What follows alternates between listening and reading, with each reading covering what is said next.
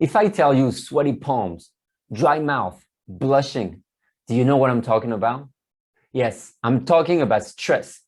Do you enjoy it? Not particularly, right? But stress is actually good for you. You don't believe me? Then stick around and let's find out why. Dear fellow citizens of the world, welcome back to the channel. If you're new here, my name is Nick. I'm a career coach. And today we are debunking the idea that stress is so bad for you and that it should be avoided at all costs. On the contrary, my friends, you need to get stressed, but not in the way that you think. So why should you care? If you overstress, you will die from exhaustion. But if you're not stressed at all, you will die from boredom. You need to understand how much stress you can handle to make sure you make your life as fulfilling as possible. And finally, stress is unavoidable no matter what you do. So you might as well start embracing it and live with it for the rest of your life. Okay, so why is stress so important? Basically, without stress, you don't go anywhere. Without stress, you don't move forward. Imagine your car, imagine your bike. You don't press the accelerator, you don't press the pedal, nothing happens. You need to put stress on the machine so that it works, so that it moves forward. It's the same for you. You need stress to get you going. Look at your life right now. Are you in a situation where you are not moving at all? All right, you might be stressed because you don't see the movement, but you're not using stress to your advantage because this stress is supposed to get you moving forward. When you start stressing about things, you start seeing the stakes. You start seeing the importance of actually doing something. And again, movement is better than standing still. So moving forward, even sometimes in the wrong direction, is still better than staying still. Because if you're staying still, you have no idea of what's waiting for you at the next step. So you need to move. You need to feel stressed to go somewhere, to try something new. And only then you can reflect on it and correct the course of action. So stress is good to get you moving somewhere. There's been times in my life where everything was comfortable. I had maybe a big client and I was busy enough, yet I could have done more to anticipate the next step. And I didn't. And what happened was I fell asleep. I felt too comfortable. And of course, you feel too comfortable, you feel very complacent. So now I was betting all my future, all my career right there on one client, rather than just prospecting and finding new clients. I was not stressed at all. I was really comfortable and cozy. And it happens to a lot of us when the job that we have feels great, the best place in the world, and then something happens, external or internal, whatever it is, and then you lose your job, you lose your edge, you lose your advantage. So stress is necessary in this case because it keeps you on your toes. Without stress, life is too easy in the short run, but can become very tricky in the long run. Now, another aspect of stress is a metric in your life to know yourself better. So when you encounter stress, depending if it's coming from somebody else that stresses you a lot, maybe your friends, your family, your boss, or something else, an event, maybe a meeting, maybe the way you have to interact with coworkers. When you understand what stresses you, you kind of find a balance of where you stand on the stress scale. And this is important because it gives you a bank of information that you can use in the future whenever you're going to be facing stress again. You will be able to anticipate it just because you know what particular situations or people stress you. And you need to be clear about that. And the earlier you know that, the better it is for you, the more powerful it becomes, just because you can avoid getting to the point that stress is unbearable. And for that, you can anticipate and you can modify the way you react to it. In this regard, you can incorporate new techniques to reduce stress. Maybe you find a hobby, something that relaxes you after work, or anytime you feel like on edge, you just, I don't know, go for a run, you play football, you play tennis, or you use meditation to help you reduce stress and prevent it from being blown out of proportion. You can learn tools that will help you minimize the impact of stress. I'm not talking about removing stress of your life. This is impossible. And if you try to do that, you will feel very, very frustrated. But reducing, minimizing the impact it has on your life is the best way to do it. So this metric allows you to understand when you perform at your best.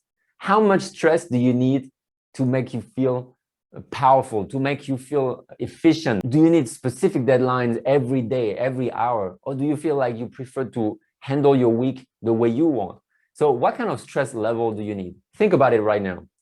This week, how much stress are you facing? Is it self-imposed or is it coming from something or somebody else? When you know how much stress is beneficial for you, you understand how to evaluate that in the future and make future situations feel more comfortable, but not too much. For example, last week, I was focusing only on making YouTube videos. I was focusing on understanding how to edit videos, how to create thumbnails. I mean, the whole 9 yards about YouTube. So I spent a whole week just focusing on that. And then later, I tried to incorporate more in my week, which was prospecting for clients, working with an assistant, doing other things that was not part of the schedule. And when I realized how effective and efficient I was just focusing on one task, which was YouTube, and I added up too much stuff on my plate, I became really stressed. I didn't know where to start, what to prioritize, where to end, if I should do 1 day per task or just batch things. I was confused, I was lost, and that really stressed me out. So I decided now to really focus on one thing at a time. You think multitasking is a great skill to have these days, but unfortunately, if you experiment multitasking, I don't think you're going to see a very fruitful result just because your mind is switching too much, and that can add a lot of stress to the way you perceive things and to the way you achieve things in your work. So now a very important concept is you need to embrace stress. And again, if we're looking at what's been going on for 18 months now, I mean, stress is just unavoidable. Now, we never thought something like this could happen, right? So we were living our lives, preparing holidays, like getting ready to go out to whatever plans that we had back in February 2020. And then this happened, and then we all got shocked. We all shut down. We all got stressed out to the max because we never expected that we should have to stay at home, that we should cancel our plans for our holidays, that we should feel in danger with our health. So we all started stressing out, which is obviously normal because it was so unexpected. But if you think about it in the long run and you look at the bigger picture, you understand that we need to embrace stress because it's not always how we can predict and anticipate situations and then modify our stress level. It's also about reacting to external situations, being flexible and adaptable to feel that it's bad. But first, there's nothing I can do about it. And second, I'm going to try my best to manage the situation, to disregard what I cannot control and focus exclusively on what I can control and do better. So we need to embrace stress as part of life. Of course, again, it's about knowing your sweet spot. How much is too much? How much is too little? You fall right in the middle, and this is your sweet spot to kind of grow, to kind of perform at your best.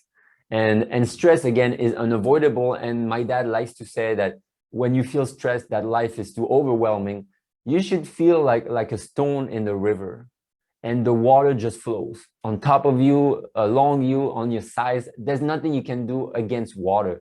Just let it flow. And this is how you embrace the situations fully. So what are the takeaways from today's video? Number one, stress is what makes you move forward. Without stress, you stay right here. And after being right here for too long, you just go backward. So you need stress in your life to get you moving. Second, stress is a metric and allows you to know yourself better and know how you can perform at your peak, at your best. So too much stress versus not enough. Get in the middle, find a sweet spot, and move on. And finally, stress is unavoidable. As we've seen, external situations, the stress you put on yourself, the best thing you do is to embrace it. Know that it's part of your life. So don't try to get rid of it. Try to minimize it. And this, in turn, will build resilience. And the more resilient you become, the less prone you are to feel overwhelmed by stress. So when was the last time you felt stressed? Was it today, yesterday, this week? What exactly triggered this stress? How did you react to it? And had you encountered such situations before? Now it's time for you to reflect, to start taking some notes, try to understand where you fall on the stress spectrum, and try to prepare yourself for the next time it will happen. Drop a comment below. Let me know if you want to share your experience, or send me a message on LinkedIn. I'll be very interested to hear about your experience. If you enjoyed this video and find it useful, just hit the like button and subscribe for more videos on career, mindset, and personal development. Thanks a lot for watching, and remember, experience, experiment, make the journey count.